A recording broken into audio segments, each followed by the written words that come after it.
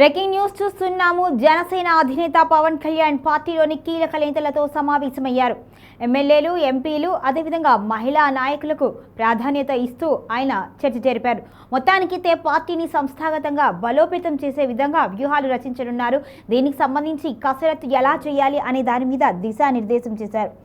అమరావతిలోని మంగళగిరి జనసేన పార్టీ కేంద్ర కార్యాలయంలో పార్టీ అధినేత ఆంధ్రప్రదేశ్ ఉప ముఖ్యమంత్రి పవన్ కళ్యాణ్ కీలక సమావేశం నిర్వహించారు. పార్టీ ముఖ్య నేతలతో జరిగిన ఈ సమావేశంలో సంస్థాగత నిర్మాణం, కమిటీల ఏర్పాటు, నియోజకవర్గాల వారీగా పార్టీ బలోపేతం వంటి అంశాలపై సుదీర్ఘంగా చర్చించారు. ఈ సందర్భంగా పార్లమెంట్ నియోజకవర్గాల వారీగా ప్రత్యేక కమిటీలను ఏర్పాటు చేయాలి అని పవన్ నిర్ణయించారు. ప్రతి కమిటీలో మొత్తం 7 సభ్యులు ఉండే విధంగా రూపకల్పన చేశారు. సంబంధిత పార్లమెంట్ నియోజకవర్గానికి చెందిన ఎమ్మెల్యేలు, ఎంపీలు, సీనియర్ నాయకులు, మహిళా నేతలకు ఈ కమిటీల్లో ప్రాధాన్యత ఇవ్వనున్నారు. 2014 నుంచి పార్టీ కోసం కష్టపడి పనిచేసిన నాయకులతో పాటు 2 సాధకులకు కూడా కమిటీల్లో స్థానం కల్పించనున్నారు. ప్రతి కమిటీకి 10 నుంచి 25 మంది సాధకులు సమన్వయ బృందంగా సహకరించేలా వ్యవస్థ రూపొందిస్తున్నారు.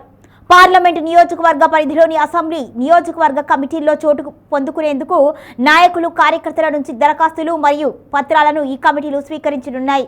అనంతరం వాటిని పరిశీలించి సమగ్ర నివేదిక రూపంలో పవన్ కళ్యాణ్కు అందజేయనున్నారు. ఈ నివేదికలను పవన్ కళ్యాణ్ నేతృత్వంలోని ప్రత్యేక కమిటీ పరిశీలించిన తరువాత నియోజకవర్గ ఇన్ఛార్జీలు, కమిటీల సభ్యుల నియామకాలపై తుది నిర్ణయం తీసుకోనుంది.